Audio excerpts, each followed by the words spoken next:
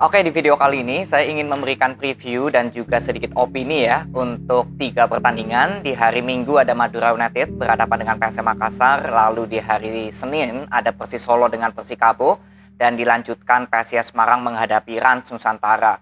Kita mulai dulu dari Madura United ya, dengan PSM Makassar. Ini di musim lalu pertemuan ini menjadi salah satu pertemuan paling diingat ya untuk PSM Makassar karena menjadi juara BRI Liga 1 pada saat itu berhasil mengalahkan Madura United. Dan di pertandingan besok tentu saja untuk Madura United yang bermain di kandang sendiri ya, ini bukan laga yang mudah menghadapi PSM karena sebetulnya dari skema permainan kedua tim, pola permainan dari kedua pelatih ya, skema ini sudah mulai matang ya. Madura United lebih ke bola possession, PSM Makassar lebih bermain cepat. Artinya dari kedua tim ini memiliki ciri khas masing-masing. Dan dalam sebuah pertandingan kalau dipertemukan dari dua permainan yang berbeda pasti sangat seru ya. Semoga sih untuk Madura United tetap bisa menjalankan skema yang bagus, PSM Makassar juga sama. Jadi jual beli serangan dari sisi yang berbeda ya, dari skema permainan yang berbeda ini akan terlihat. Nah, untuk Madura United di pertandingan ini dengan PSM Makassar ada persamaan, yaitu bagaimana perform dari pemain-pemain kedua tim ini sudah mulai bisa unjuk gigi semua. Artinya kalau untuk Madura United ini Malik Rizaldi, Rivera, atau mungkin ada Tuharea ya, Dalberto yang masih selalu saya kawal, ini sudah mulai bisa menyatu. Apalagi kemarin menang 0-4 dari Borneo. Artinya mental para pemain Madura United sudah kembali lagi ya naik gitu ya. Performnya sudah mulai bagus. Begitupun juga dengan PSM Makassar, walaupun Mansare dengan Adilson masih juga sama seperti Dalberto di Madura United, tapi perform pemain lainnya juga seperti sudah mulai bangkit. Inilah yang sebetulnya membuat Madura United dengan PSM Makassar sama-sama kuat. Nah, kalau kita lihat dari papan klasemen, Madura United kan masih berpeluang besar ya untuk masuk di 4 besar karena sekarang kan selisih poinnya 3 ya dengan PSIS dan Dewa United. Sedangkan untuk PSM Makassar memang sudah tipis ya, atau boleh dipastikan ya sulit lah untuk masuk di Champions Series. Tapi is okay, yang membuat PSM Makassar inkonsisten saya sudah jelaskan. Kalau ya PSM Makassar di tengah kompetisi banyak kehilangan pemain penting, lalu duo Sayuri juga sering dipanggil ke timnas. Sedangkan untuk Madura United ya berapa kali sektor belakang yang menjadi titik lemah kenapa Madura United juga inkonsisten. Nah, di pertandingan besok ini kedua tim kalau saya bilang lagi dalam puncak performnya. Ya, apalagi kedua tim sama-sama kemarin menang. Madura United lawan Borneo, PSM Makassar lawan PSIS. Jadi untuk pertandingan besok ini cukup seru.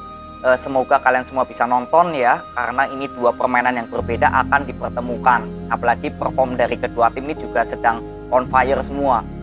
Ya, jadi ini pertandingan yang cukup seru. Nanti kita coba lihat di hari Minggu kalau nggak ada halangan.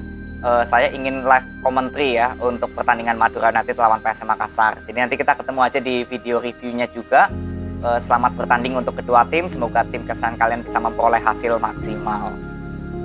Lalu untuk Persis Solo ya yang akan bertemu Persikabo, kita langsung gabung aja dengan PSIS Semarang bertemu Rans. Persis Solo sebetulnya ini bisa menjadi salah satu tim panutan ya. Tim panutan artinya apa? Bahwa grafik Persis Solo ketika dilatih oleh Coach Milo ini benar-benar naiknya drastis banget ya sebelum dipegang oleh Medina. Artinya kalau kita lihat ya Persis Solo hampir masih ada peluang untuk masuk di 4 besar. Padahal ya sebelumnya kan Persis Solo cukup lama ya berada di segmen papan bawah. Dan artinya untuk Persis Solo ini bisa kita bandingkan dengan tim-tim lain. Sejauh mana perform tim-tim lain ini bisa menjaga konsistensi. Karena Persis Solo ini juga cukup konsisten. Dari gaya permainannya juga cukup bagus ya. Kehilangan CDB kemarin lawan Persija juga ya sedikit terasa ya. Gak ada kreativitas yang lebih maksimal karena penyerangan Persis Solo lebih banyak mengandalkan Mesidoro. Apalagi ketika bermain dengan 10 orang menghadapi Persija. Jadi untuk Persis Solo besok menghadapi Persikabo yang notabene Persikabo sudah terdegradasi. Apalagi bermain di kandang sendiri. Ya ini kesempatan emas untuk Persis Solo bisa mungkin targetnya selain masuk di Champions Series ya, target saya harus bisa finish di segmen papan atas ya. Kalian pasti ingat saya pernah memberikan target kepada Persis Solo sesuai dari komposisi pemain Persis Solo yang diisi oleh pemain-pemain yang bagus ya, harusnya Persis Solo bisa finish di 6 besar. Ini target yang saya masih ingat ketika saya buat di awal musim. Ya, jadi untuk Persis Solo besok lawan Persikabo, saya kira nggak terlalu banyak masalah ya. Persis Solo juga bermain cukup bagus. Kemarin kalah lawan Persija juga tetap fighting spiritnya oke, transisinya juga cukup bagus. Jadi kita akan lihat besok ya sejauh mana Persis Solo yang bermain di kandang sendiri. Yang kita tahu ya, Persis Solo kalau bermain di kandang ini cukup kuat. Nah, besok kita lihat apakah berhasil melanjutkan tren positif kalau bermain di Stadion Manahan. Nanti kita ketemu di video reviewnya ya. Jadi good luck untuk Persis Solo yang akan menghadapi Persikabo. Semoga tim kesayangan kalian bisa memperoleh hasil maksimal.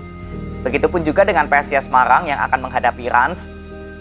Untuk PSIS Semarang sekarang sudah keluar dari Champions Series, walaupun harapan tetap masih ada, masih besar. Dan saya bilang PSIS Semarang ini salah satu tim ya di segmen papan atas yang mungkin persoalannya cukup rumit. Kalau kita bandingkan dari tim-tim di 6 besar ya, seperti Dewa United, Madura United, Bali United, Persib Bandung, Borneo FC, ya kalau kita bandingkan dari komposisi pemain, memang PSIS Semarang ini komposisi pemainnya nggak sekuat tim-tim lain yang berada di segmen papan atas. Tapi yang saya harapkan, api yang terus harus kita nyalakan kepada pemain PSIS Semarang, ini harus kita jaga. Karena salah satu ya harapan terbesar saya untuk PSIS Semarang bisa masuk di Champions Series atau masuk di 4 besar, yaitu dengan semangat atau fighting spirit.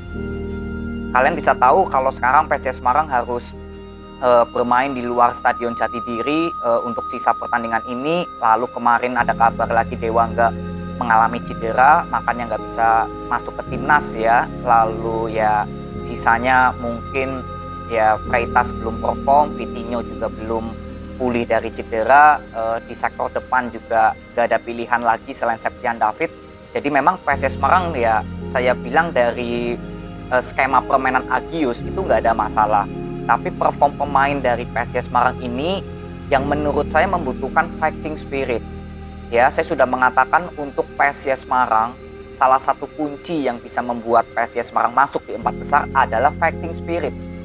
Dengan kekalahan kemarin lawan PSM Makassar, saya berharap PSIS Semarang bisa terus menyalakan api, bisa comeback lagi dengan semangat yang membara agar PSIS Semarang bisa masuk di 4 besar.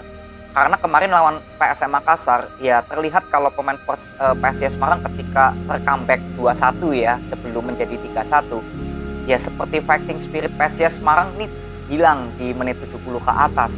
Nah, yang saya harapkan PSIS Semarang untuk semua pemain, termasuk Freitas juga yang mungkin belum konsisten, belum menemukan perform terbaiknya lagi. 3 pertandingan terakhir ini saya berharap sekali semua pemain PSIS Semarang bisa totalitas, bisa terus menyalakan api fighting spiritnya. Karena ini salah satu kunci yang menurut saya harapan tertinggi PSIS Semarang bisa masuk ke 4 besar. Jadi besok menghadapi Rans, ya walaupun bukan bermain di Jatidiri ya, ini akan bermain di Stadion Madia Magelang. Saya berharap supporter dari PSIS Semarang yang mungkin dekat dengan Stadion Madia ya bisa datang dan berikan support, karena ini salah satu energi yang dibutuhkan untuk pemain PSIS Semarang ya mendapatkan fighting spiritnya. Jadi nggak bisa lepas dari ya dukungan supporter PSIS Semarang semua ya. Jadi ini mungkin yang saya akan lihat untuk PSIS Semarang, bukan dari skema permainan, bukan dari hasil pertandingan, tapi fighting spirit ini yang harus kita lihat dan kita kawal. Semoga fighting spirit PSIS Semarang tetap bisa menyala. Ya, ini mungkin yang saya bisa berikan untuk review PSIS Semarang menghadapi Rans. Ya, jadi ini aja mungkin video yang saya bisa berikan kepada kalian. Terima kasih, semoga bermanfaat. See you.